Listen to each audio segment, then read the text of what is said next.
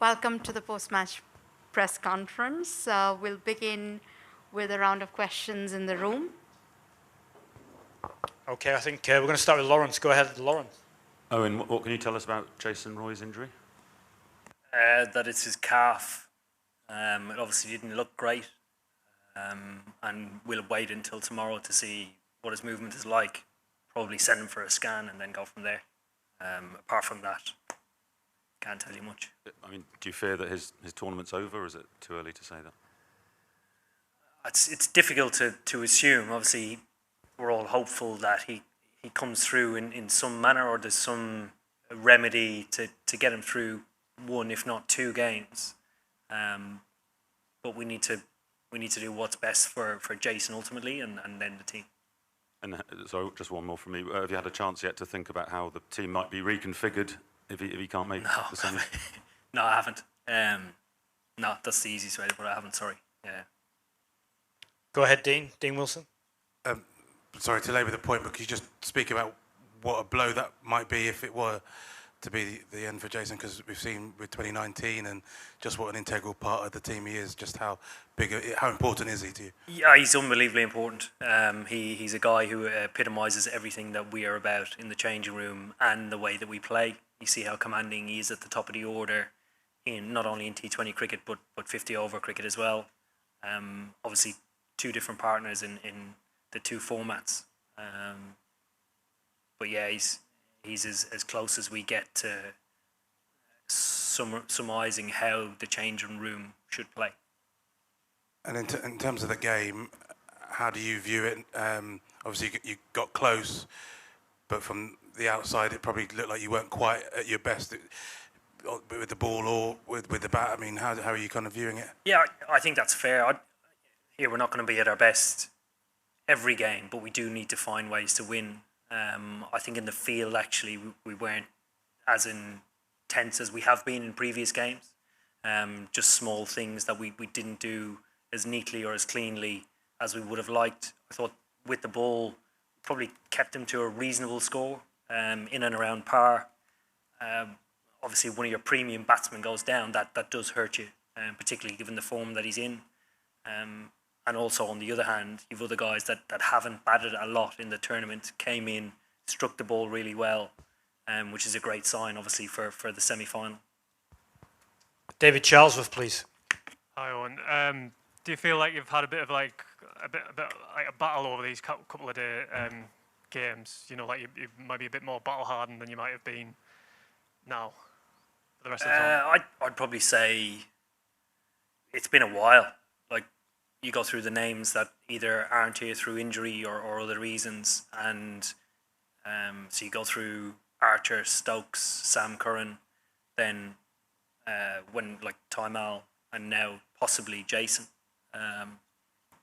You look back at the times that you've really explored and tried to build a bigger squad, and I'm sitting here thankful that we have actually done that, because we're going to need those guys possibly in the next game or the final. You mentioned obviously losing Jofra and Ben before the tournament. That would derail many sides, you would imagine. But is there something to maybe just take heart from how you performed throughout the group rather than obviously dwell on tonight? Yeah, here, the guys have unbelievable resilience and belief, and we've shown that in bilateral series. Ben missed our tour of Australia. It was 2018 where we won 4-1. Finding a way without him. Sam Curran wasn't around then. Jofra wasn't around then. So we have quite a big pool of players to choose from, but obviously you lose a little bit of experience when you lose guys like that. Okay, any more questions in the room? Simon Burnton at the front here, please. Are you grateful then for the practice of having a big target to chase and of coming really quite close to getting there in the end? I think just having a really good wicket where you can expand your game as a batter, and to put our bowlers under more pressure than they have been on is brilliant, because we haven't had that opportunity throughout the tournament. And again, going in, it's obviously very difficult to get through to the latter stages of a tournament. But I believe that once you do get through, it's all about expressing yourself and trying to get the best out of yourself. So you need that exercise to go through. And again, emphasising the guys who haven't batted came out and played the way that we want them to play later in the tournament. So it was impressive. Yeah. Can you just describe the atmosphere in the dressing room? Because obviously it's a defeat that's kind of a win, but with the injury as well. Yeah. Difficult to describe. We're gutted for Jace, but also sort of half hoping that he's okay.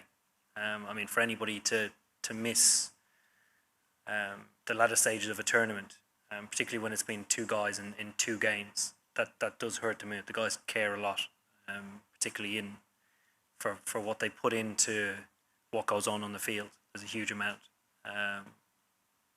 Yeah, so it's difficult to describe. I don't have an the adjective. overriding emotion is empathy and sympathy for. Yeah, that's probably the best way to describe it. And that, just lastly, you said earlier in the tournament that you weren't able to watch other games. Yeah. Would you be able to watch the key games in the other group and the teams you're going to be playing tomorrow? Not really. So as prep for every game, I'll go through strengths and weaknesses of opposition. So I'll watch relevant games. So I haven't watched a lot from the other group. So I will do over the next coming days. Yeah, let somebody else worry about it. Okay, we'll take one more in the room. Tim Wigmore at the back, and then we'll go to Zoom. There's 3 or 4 questions on there.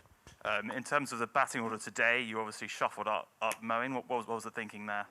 Yeah, quite a clear message came off when Jason went down that we've always explored where Moeen's best position is to bat.